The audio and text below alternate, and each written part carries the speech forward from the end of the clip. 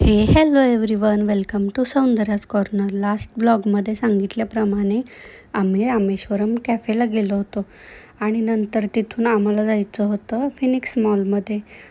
तिथे नवीन आयकिया झालं आहे, तर तेच फर्निचर बघायला आम्हाला जायचं होतं. सो आम्ही पोहोचलो फिनिक्स मॉल येथे.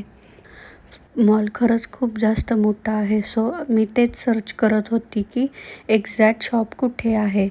नंतर आम्ही थोडेफार फोटोज वगैरे क्लिक केले आणि जाता जाता शॉपिंग जरी काही करायची नसली तरी पण कपडे बघायला खूप जास्त आवडतात, म्हणून वेस्ट साईड, झुडिओ वगैरे सगळं पालतं घातलं.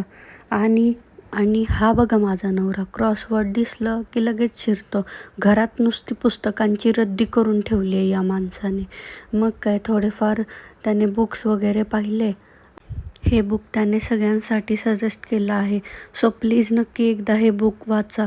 आणि फायनली आता ज्या गोष्टीसाठी आलो होतो तिथे गेलो.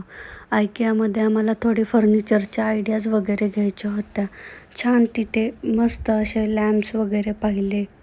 थोडेफार किचनमध्ये काही वेगळ्या गोष्टी आहेत का त्या बघितल्या.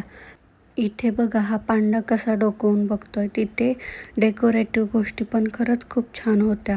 मग काय, फिरून फिरून खूप जास्त भूक लागली आणि चहाची पण तलब झाली. बाहेर खूप जास्त पाऊस देखील पडत होता.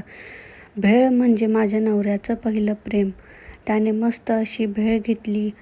आम्ही दोघांनी ती एन्जॉय केली आणि तिथला ॲम्बियन्स पण खरंच खूप छान होता. सो तुम्ही देखील कन्नुकी चायला नक्की व्हिजिट करा. सो असा होता आजचा व्लॉग. आवडला असेल तर लाईक, शेअर, सबस्क्राईब करा. भेटू नेक्स्ट मिनी ब्लॉगमध्ये.